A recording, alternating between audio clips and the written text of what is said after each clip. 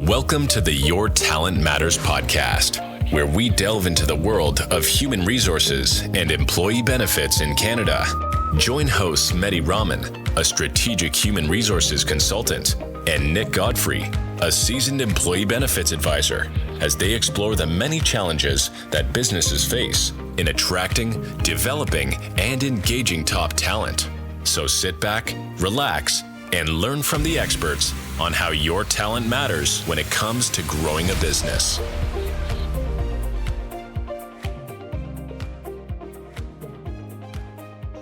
Hello, my name's Nick Godfrey, and welcome to Your Talent Matters. And today I'm happy to have my buddy and partner in crime, Mehdi Rahman, the strategic HR professional, with us today.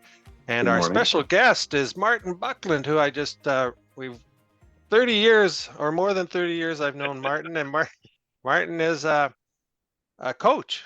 Tell us a little bit about your background, and then we're going to start peppering you with questions. Yeah, sure. So I've been in business now 31 years, and I hold multiple certifications in coaching, a variety of different modalities in coaching: executive coaching, personal brand coaching, job search coaching, interview coaching, career transition coaching, life coaching, leadership coaching, etc. And then I'm also hold many certifications in resume writing. So I specialize at the senior executive level, and I'm a global person right now. I'm working with clients in 28 different countries. So in my home office here, I have phones from 5 different countries coming in. Yeah. Excellent. So the reason I wanted to have you along is that, part of our podcast and the things that we discuss are employees and employee satisfaction. And one of our podcasts is called "Is There a War for Talent?" And I think you'd agree that there is a war for talent. But I wanted to know, from your side, because one of the things that we've been hearing is that employees are pickier these days, and that they are concerned about what kind of a business that they're working for. Are they a green business? Are they good for the planet? Are they, what's their mission and purpose? And are you finding that your clients are asking these kind of questions when they're out on their job search? Sure. Well, it's definitely an employees market for the first time in many, many, many years. Well, it has been for the last 3 or 4 or 5 years. It's not an employer's market. They're finding it very, very difficult to find talent that matches that their job search. My clients are many of them are getting into multiple offers. They're coming to me for first time ever in my career. I'm doing what I call multiple offer coaching, which is really interesting. Yeah, so you look at each offer, and then you can count them out, maybe because of salary, maybe because of geography, but more so because of culture. Culture is critical today. Culture is very, very important. So executive recruiters who I network, and they're my best referral, tell me today that they are finding it very, very hard to get talent. And, their client at the other end gives them 12, maybe 15, maybe 10 check marks, and they can't fill all those check marks. What are some of those check marks? What are some of the highlights of those check marks? And it goes on. Obviously, it goes on skill and level, and previous the career and of course performance. But when they can't fit into particular culture is what do they talk about if they're not at home, working at home? What do they talk about around the water cooler? And that's very, very important today. Harmony, collaboration, building teams, igniting team spirit, making a harmonious environment. It's not all about salary today, but when you get yourself into multiple offer situations, yes, you can bump your salary up, especially the level I work at. I've had some of my clients bump their salary up 100, 150, 100, 200,000. Wow. Yeah. So, if they want that particular client, then they will go out of their way to cater to adding extra services like extra benefits, an extra cell phone and a car and extra holiday, vacation. So yeah, they're going out their way. Yeah. Wow, amazing. And so, I mean, now we've been talking a lot about small, medium-sized businesses, and I can't afford $100,000 upside on the head count that I've budgeted for 60K, 80K. As an employer, what are some things and tips that you'd offer employers prior to putting a posting up, knowing that there is a job war and and a war for talent? What are some of the things that we could do proactively to try to get prepared for a multiple offer scenario? Well, that's a great question. That's a very loaded question. Well, make sure make sure your branding, your corporate branding in your marketing collateral, and of course your web presence is very stellar and very positive. Make sure maybe you have some testimonials from your current employees, maybe probably on your website. Make sure your employees are charged and ready to accept new talent and ready to talk about. Because when I teach job search, coach job search, I tell my clients if they want to go and work for ABC company, to go off the hiring line and network with people in other functions. So if they want a marketing function, they go to sales, and they go to supply chain, they go to finance, and find out do their due diligence on the culture that way. So it's like being my old trade as a detective, doing their due diligence, and they can do that today. Absolutely. So you study the demographics of Canada's a career shift, and it's very scary. There's a global expert based out of Ottawa. Her name is Dr. Linda Duxbury, and she goes and studies all this career shift, and she will tell you that Canada is on the verge of a huge skill shortage. We read this every day. That's why we're bringing in thousands and thousands of immigrants. Our birth rate has been the lowest. Our baby boomer rate has been the highest. And so there's a big gap in between. So I'm seeing people rise the ladder a lot faster and meet their ambitions, meet their goals because of the population. Wow. And so, what I'm hearing, and I love it, there's an element of preparation I, as an employer, have to do. I got to make sure that not only from a job and job hygiene perspective, I'm prepared, like I have all that stuff, but then I also have to make sure that, my employer brand, for all the front facing material, and, my employees are happy, because, someone's going to do their detective work and figure out that, there's more to meet the eye in this company. It's not just like their employer brand, but people are genuinely happy here. I'd like to work here. So I mean, that's a lot of work, but it sounds like that's what's necessary nowadays. And it's probably going to get worse for I think so. Yeah, no, a lot worse. So I mean, there was a statistic, and I can't remember the source where I got it, just about 2 years ago, that 67% of Canadians are unhappy in their jobs. So how sad is that? I mean, they spend a lot of time at their work, but they take that job home, and it goes into their family unit and their vacations and all sorts of things. They're frustrated, and there's been COVID through a sort of spanner in the works there, and now a lot of companies said, I can tell you one big Canadian entity, you will know, I can't mention it for confidential reasons, but they promised that everybody will be able to work at home when COVID finished.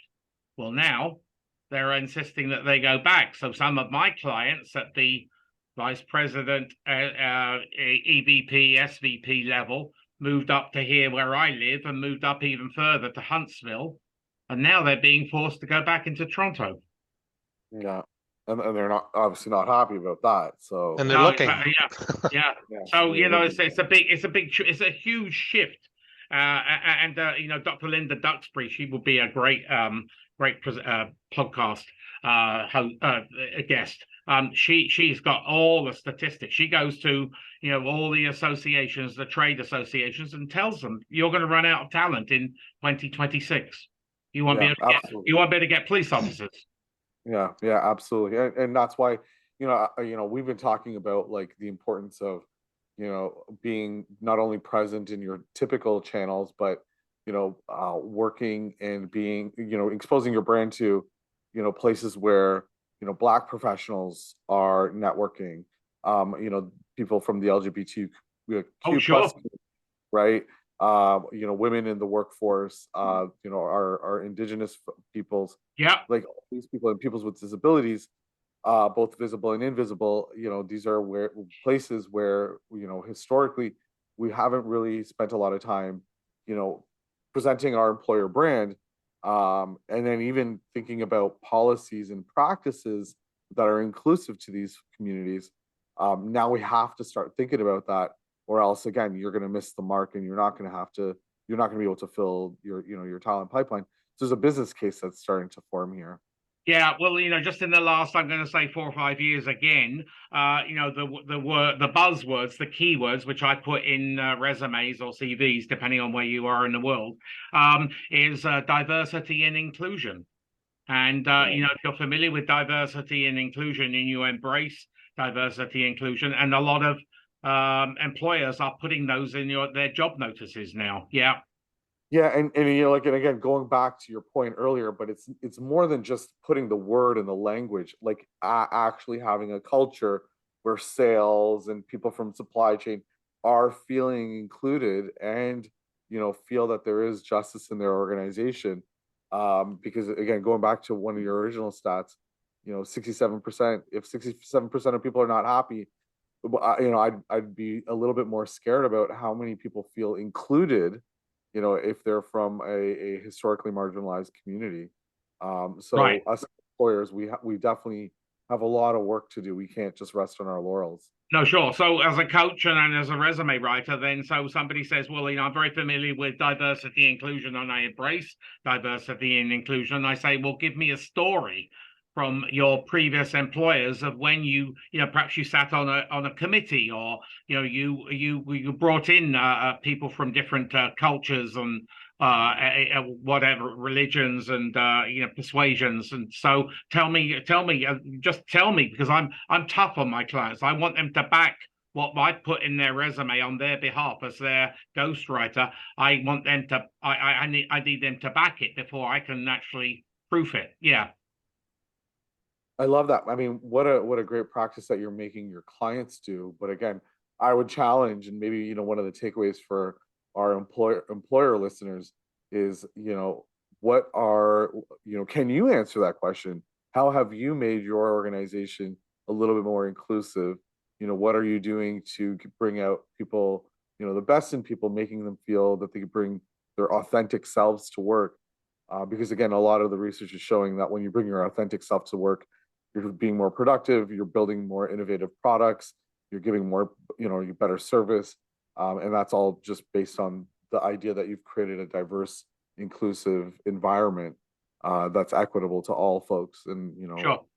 Well, and that's a perfect segue into our plug, isn't it, Mehdi? Because, when you work with Nick and Mehdi, you're not doing it, the strategic part of the HR part of the company, we become your brokers, and you get strategic HR and great benefits. So there you go. Absolutely. There you go. Plug. But authenticity is just as crucial today. I mean, prove to me that you're authentic and you mean Right. what you say when I'm during coaching and I'm taking copious notes, or they do their homework for their resume. They have to prove it to me, because they're going to have to prove it in the interview. So when they work with me, during the resume writing and coaching services I offer, they go into a situation where they are far more prepared for the interview as well. They can back up everything that is in that resume. Yeah, wow. Now, so we're talking about some of the most talented and experienced peoples in Canada or internationally that you're working with. But what about, like, again, like these historically marginalized communities, like myself as a minority? But I think about specifically, there's a stat I read during COVID that not only women, but women's from different countries, so immigrant women or new Canadian women, were the furthest and some of the most had the most difficult time during COVID. How do you build the confidence of a person who's historically marginalized that may not be able to lean in and ask for the 100K? How are you preparing them, and what are some of the things that you're doing for them to help build that confidence so that Well, they could yeah, ask for? that's a great question. So I mean, I'm a great supporter of women. In fact, I've lost male clients because of my online postings on LinkedIn, Facebook, and Twitter, because I support women in the workplace and support them going from here all the way up to the top level. And there is a report which there's another guest for you, Jay Rosenweg. He's a leader in he's leading executive recruiter here in Toronto, and he talks about he issues a report on women going through the ranks and where they are in corporate Canada. And somebody saluted that they've gone up 2% in 3 years. Well, I don't think that's a great accomplishment. I think that's actually, to be honest, yes, it's a positive 2%, but it's not a positive overall in the figures. We're equal. They should be 50%. So I'm a great believer, and I support women. I do have my area of expertise, and I very rarely go out of it. But if it's a young woman who shows me aspiration, shows me leadership potential, then I take them on as a client, because I want to nurture them. I want to coach them. I want to push them through that barrier. And it doesn't matter what, white women, it's the same. It's just, it doesn't matter what color you are. It's the word women. Yeah. Absolutely. And is there any, again, like specific tips that you're giving to break through and there's a term lean in, I think, amongst some of the marginalized communities, and like asking for what you need, because a lot of, again, historically marginalized peoples, they just don't ask, and that's why they, from a pay perspective and from like a benefits and all these other kind of perks that people get, they typically don't get it because they haven't asked. Again, is there any other tips that you'd give our listeners that are individual contributors that are looking to take advantage of this market? Well, marginalized people generally are more humble than the others. So I tell people to come out of being humble, and many of them are also introverts, which doesn't help to sell yourself. So I put them in the sales mode, make them feel really good about themselves, pump them up. And everybody has a value. So we during my coaching practice, we understand their value on the market, and then they can go for that value, because value is very, very important. You all have a value, and don't let the employer take advantage of you because you're not being bold, or you're being humble, or you're an introvert or whatever, because you can bring a lot of talent. All those three attributes can bring a lot of skills to a future employer. Right. Yeah. A lot of it has to do with fit, doesn't it? Really, it's how the and people it's selling are gonna... yourself as well, because I break it down into, I'm an honest coach, and I'm a tough coach. I really put people out there. I tell people, you're a product, and you're sending that product to the market. The package for your product is your resume, your CV, and your LinkedIn profile, and anything you do, your personal brand. What is your personal brand? So you have to stand out from the competition. But the competition is far less fierce today because of our shortage of talent. Right. Amazing. And for leaders out there that are, so like we've talked about organizations and, like in senior leadership and what they could do. We've talked about individual contributors that, and how they can, maybe pump up themselves and understand the value that they do bring out there.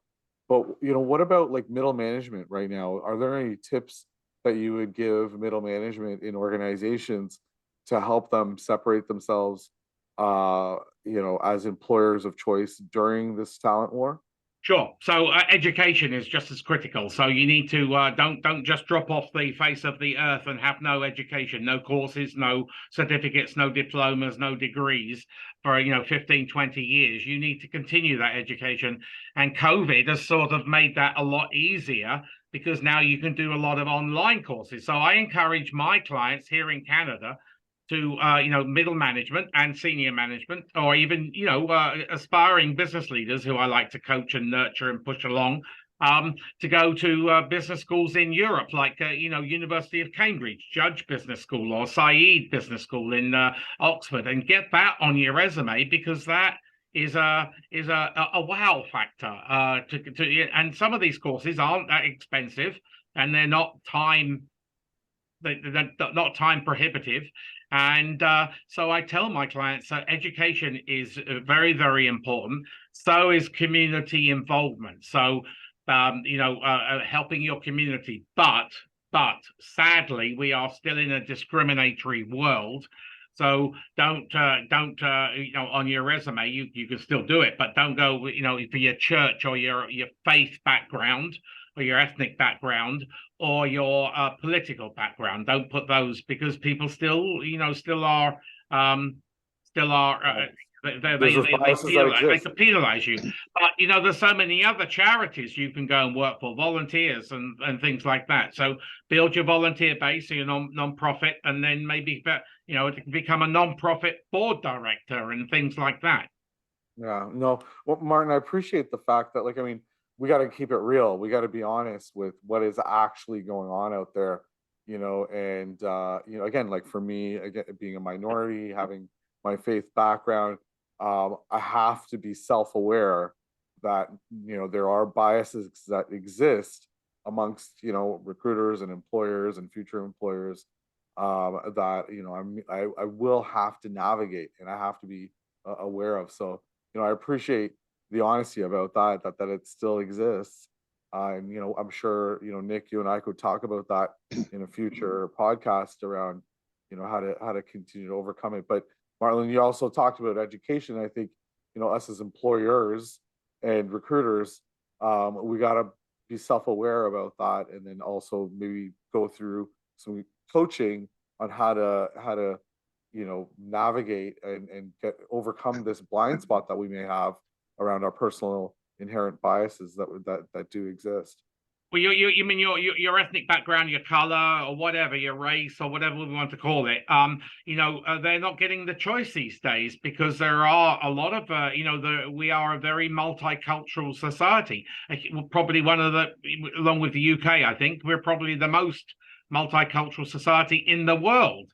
So employers, they can't get their talent if they're white, male, or whatever. Now they're having to, so I don't think that is hindering any of my clients here in Canada right now. I really don't think. Yes, it did probably 10 or 15 years ago, but if they got the right candidacy, and they can get the bulk of those check marks, and the culture fits, and they're in. Yeah, great. So do you find, Martin, because I've been enjoying looking at Glassdoor just to find out, a little peek behind the scenes to use that as a tool to see what the employees are actually saying about the company. Do you coach people to do their homework when they're thinking about a new job and where they're going to go? Sure. Yeah. I mean, due diligence on any company is, with the advent of the internet in the last 20 years, companies are, out in the wide open, and definitely LinkedIn and Glassdoor are two great channels to do your research. And Glassdoor is a fantastic platform. Because we've been talking about that, Mehdi and I, about how important it is for an employer to really be keeping up their Glassdoor profiles themselves and answering questions, because if it looks like nobody from management's answering their questions or dealing with their concerns, if it looks like crickets, then they're going to be moving along. So and Glassdoor's growing. I'm hoping to have the CEO of Glassdoor on my new podcast. Excellent. Yeah. Excellent. Well, I think that's been a the really good. more Yeah. due diligence you do on a company, the better it's going to be for you. And if it's not a fit, move on, because you're an employee is in the driver's seat. They're not in the passenger seat, and they're not in the backseat driver. They are in the driver's seat. They are steering their own career journey. Excellent. Well, I think on that note, it's good time to wrap it up. Yeah, I mean, again, I think for our employers, that's the reality check. We have to look in our mirrors and look at ourselves and say, like, are we prepared to bring in top talent whenever we put a posting up? And so there's some, hygiene work that we need to do, some prep work before we put the posting out, because it is an employees market. And then I think, like, we have to understand our own biases and continue to invest in leadership training so that we have good leaders that are creating good experiences for the employees that Martin's, coaching and developing that are out there. And for the folks that are, individual contributors, it sounds like, again, education's key right now, but also, being clear about your value and understanding your own personal value. I think those are some tips that we can give to our individual contributors that are out there that are listening to this podcast. Yeah, make sure you know yourself. People don't know themselves and the value they can bring you. That's where a coach comes in. Yeah, exactly. Yeah. There's your plug, Martin. Yeah, there we go. So yeah, I love coaching. I can change people's mentality, their negativity into positivity, and get them on the career journey. Excellent. Well, thank you for your time today, both of you. This was great. Pleasure. Yeah, this was great. Good. We're gonna catch up with you again, Martin, very soon. And again, thanks for your time today. Oh, you're very welcome. Yeah, and thank you for the folks that are listening in. Subscribe to us. We're gonna continue to bring in some fantastic guests that are bringing in real insights about what's going on out there and some of these simple tricks that can help separate yourself as an employer of choice in this job market, in this job war right now. Great wrap up, Mehdi. Thanks. See you all soon. Bye. Yes. Bye. Thanks for listening to the Your Talent Matters podcast. If you found value in today's episode, please share it with others. Be sure to subscribe wherever you heard this podcast so you never miss a future episode. For more information or to connect with your hosts, you can visit their website, yourtalentmatters.ca. Thanks again for tuning in, and we'll see you next time.